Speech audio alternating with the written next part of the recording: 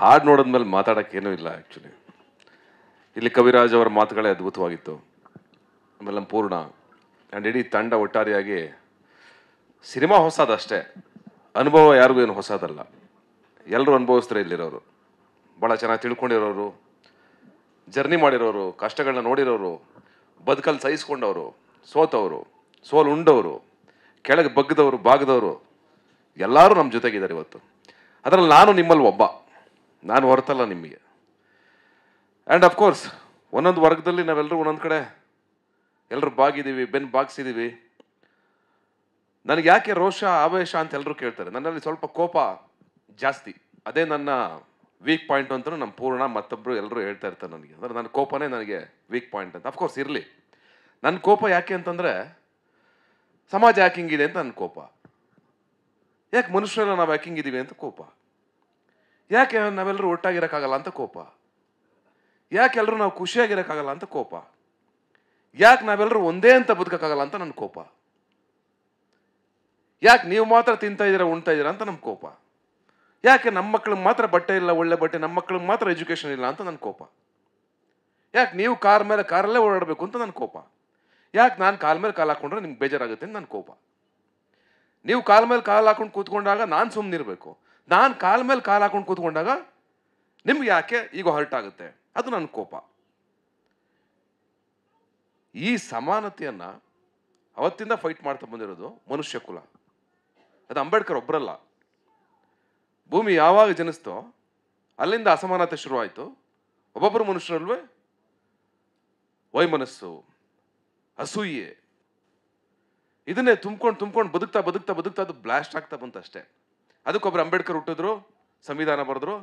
ಅಯ್ಯೋ ದಡ್ರ, ಏನ್ರಯ್ಯ ಇಷ್ಟೆಲ್ಲ ಕಂಡು ಹಿಡಿದಿದ್ದೀರಾ, ಫ್ಲೈಟು, ಮಣ್ಣು, ಮಸಿ, ಕ್ಯಾಮ್ರಾ, ಅದು ಇದು ಎಲ್ಲ ಕಂಡು ಹಿಡಿದಿದ್ದೀರಾ, ಏನ್ರೋ ದಡ್ರ, ನಿಮಗೊಂದು ಸಂವಿಧಾನ ಬರೀಬೇಕಲ್ರೋ, ನೀವೆಲ್ಲ ಆರಾಮಾಗಿರಿ ಅನ್ನೋದಕ್ಕೆ, ನೀವು ಖುಷಿಯಾಗಿರಿ, ಬಡ್ದಾಡಬೇಡಿ, ನೆಮ್ಮದಿಯಾಗಿರಿ ಅನ್ನೋದಕ್ಕೆ ನಿಮ್ಗೊಂದು ಸಂವಿಧಾನ ಬರೀಬೇಕಾ ಅಂತ ಅಂಬೇಡ್ಕರ್ ಬರೆದ್ರು. ಮಹಾತ್ಮರು ಬಂದರು, ಹುತಾತ್ಮರು ಬಂದರು, ದೊಡ್ಡ ದೊಡ್ಡ ವ್ಯಕ್ತಿಗಳು ಬಂದರು, ನಮ್ಮ ತಾಯಿ, ನಮ್ಮ ತಂದೆ, ಸುತ್ತ ಇರೋರು ಎಲ್ಲರೂ ಹೇಳಿದ್ರು ಬಡದಾಡ್ಬಿಡಿ ಕಣ್ರೆ, ನಾವೆಲ್ಲ ಒಂದೇ. ಮೊನ್ನೆ ತಾನೇ ಕನಕದಾಸ ಜಯಂತಿ. ಕುಲ ಕುಲ ಕುಲವೆಂದು ಹೊಡೆದಾಡಿದ್ರಿ, ನಿಮ್ಮ ಕುಲದ ನೆಲೆಯೇನಾದರೂ ಬಲ್ಲಿರ ಅಂತ ಯೋಗರಾಜ್ ಭಟ್ರು ಒಂದು ಹಾಡು ಬರೆದಿದ್ರು, ತುಂಬ ಚೆನ್ನಾಗಿದೆ, DNA ಅಂತ. ಆ ಹಾಡು ಯೂಟ್ಯೂಬಲ್ಲಿದೆ, ಕೇಳಿ, ಚೆನ್ನಾಗಿದೆ ಅದು. ನಮ್ಮ DNA ಮೂಲ ಹುಡುಕ್ತಾ ಹೊರಟ್ರೆ ನಾವು ಎಲ್ಲಿವರು ಅಂತ ಯಾರಿಗೂ ಗೊತ್ತಾಗಲ್ಲ. ಯಾವುದೋ ದೇಶದ ಯಾವುದೋ ಕಂಟ್ರಿಯ ಯಾವುದೋ ಮೂಲೆಯಲ್ಲಿ ನಮ್ದು ಯಾವುದೋ DNA ಸಿಗುತ್ತೆ, ನಾವು ಅಲ್ಲಿಯವರು ಅಂತ. ಆ DNA ಹುಡುಕೋದು ಹಿಂದೆಲ್ಲಿ ಸಿಗ್ತೀವಿ ನಾವು. ನಾನು ಶ್ರೇಷ್ಠ, ನೀವು ಶ್ರೇಷ್ಠ, ನಾನು ದೊಡ್ಡವನು ಅನ್ನೋದ್ರಲ್ಲಿ ನಮ್ಮ ಇಡೀ ಬದುಕು ಕಳ್ಕೊಂಡು ಅದಕ್ಕೆ ಫೈಟ್ ಮಾಡಿ ನಮ್ಮ ಮಕ್ಕಳ ತಲೆಗೂ ತುಂಬಿ ಅದನ್ನು ಪಾಸ್ ಮಾಡಿ ಮುಂದಿನ ಜನ್ರೇಷನ್ಗೂ ತುಂಬಿ ಯಾರೂ ನೆಮ್ಮದಿಯಾಗಿರ್ಬಾರ್ದು ಒಟ್ಟಿನ ಸಮಾಜದಲ್ಲಿ. ಹಂಗೆ ಮಾಡಿ ಮುಂದಕ್ಕೆ ಹೋಗ್ತಾ ಇದ್ದೀವಿ. ಈ ಬದುಕು ಬೇಕಾ ಅನ್ನೋ ಪ್ರಶ್ನೆ ನಾನು ನೋಡೋಣ ತುಂಬ ಸ್ಟ್ರಾಂಗ್ ಆಗಿದೆ. ಅದಕ್ಕೆ ನನಗೆ ಕೋಪ ಜಾಸ್ತಿ. ನಾನು ಎದೆ ಉಬ್ಸಿ ನಿಲ್ತೀನಿ ಯಾವಾಗ್ಲೂ, ಎಲ್ಲೇ ಹೋದ್ರೂ. ದುರಂಕಾರನ ಅಲ್ಲ, ಕಾನ್ಫಿಡೆನ್ಸ್. ಇಲ್ಲಾಂದ್ರೆ ನೀವು ನನ್ನ ಬೆಂಡ್ ಮಾಡ್ತಾನೆ ಇರ್ತೀರ. ನಾನೊಂದು ಚೂರು ಬೆಂಡ್ ಆದರೆ ನನ್ನ ತಲೆ ಮೇಲೆ ಕಾಲು ಸೀದಾ ಬರುತ್ತೆ ನಿಮ್ಮದು. ಹಂಗಾಗಿ ನಾನು ಬೆಂಡ್ ಆಗಲ್ಲ. ನಾನು ಅಂದರೆ ಯಾರು? ನನ್ನಂಥ ಎಲ್ಲ ವ್ಯಕ್ತಿಗಳು, ನಾವು ಅಂಬೇಡ್ಕರ್ ಆದಿಯಾಗಿ, ಮಹಾತ್ಮ ಗಾಂಧೀಜಿ ಆದಿಯಾಗಿ, ಕುವೆಂಪು ಆದಿಯಾಗಿ, ತೇಜಸ್ವಿ ಆದಿಯಾಗಿ ನಾವೆಲ್ಲರೂ. ನೀವು ಕೇಳ್ಬೋದು, ಅಂದರೆ ನಿಮಗೆ ಈಗ ನಮ್ಮನ್ನೊಂದು ಗುಂಪಿಗೆ ಸೇರಿಸ್ಬಿಡ್ತೀರಾ. ಹೆಂಗೆ? ಹಸುವಿನ ಪರ ಮಾತಾಡಿದ್ರೆ ನಾನೊಂದು ಗುಂಪು, ಬಡವರ ಪರ ಮಾತಾಡಿದ್ರೆ ನಾನೊಂದು ಗುಂಪು,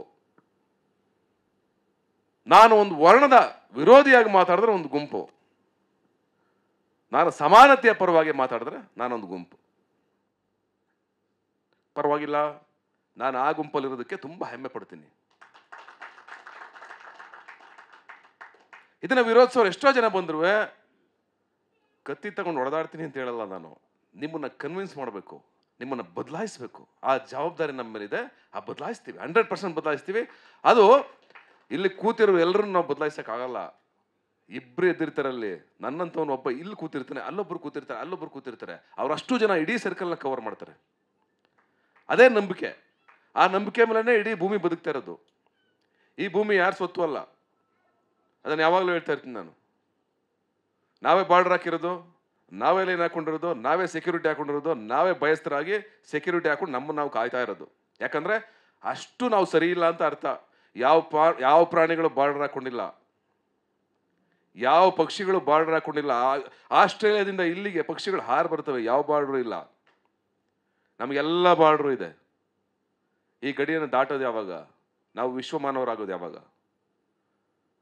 ಅದಕ್ಕೆಲ್ವ ಕುವೆಂಪು ಬರೆದಿದ್ದು. ಎಲ್ಲ ಓದ್ತೀವಷ್ಟೇ. ಕುವೆಂಪು ಇಷ್ಟ ಬರೀ ಫೋಟೋದಲ್ಲಿ ಮಾತ್ರ, ಅನಂತಮೂರ್ತಿ ಇಷ್ಟ ಬರೀ ಫೋಟೋಗೆ ಮಾತ್ರ. ಎಲ್ಲಿ ಸರ್ಕಾರಿ ಸ್ಕೂಲಲ್ಲಿ 2 ಫೋಟೋ ಇರುತ್ತೆ, ಇಲ್ಲ ವಿಧಾನಸೌಧದಲ್ಲಿ 2 ಫೋಟೋ ಇರುತ್ತೆ ಎಲ್ರದ್ದು. ಯಾರು ಇವರು? ಯಾರೂ ಗೊತ್ತಿರಲ್ಲ. ಹೆಂಗೆ ಗೊತ್ತು? ಕುವೆಂಪು ಕುವೆಂಪು ಚಿಕ್ಕ ವಯಸ್ಸಲ್ಲಿ ಹೇಳ್ಕೊಟ್ಟಿದ್ರು ಕುವೆಂಪು ಕುವೆಂಪು ಅಷ್ಟೇ.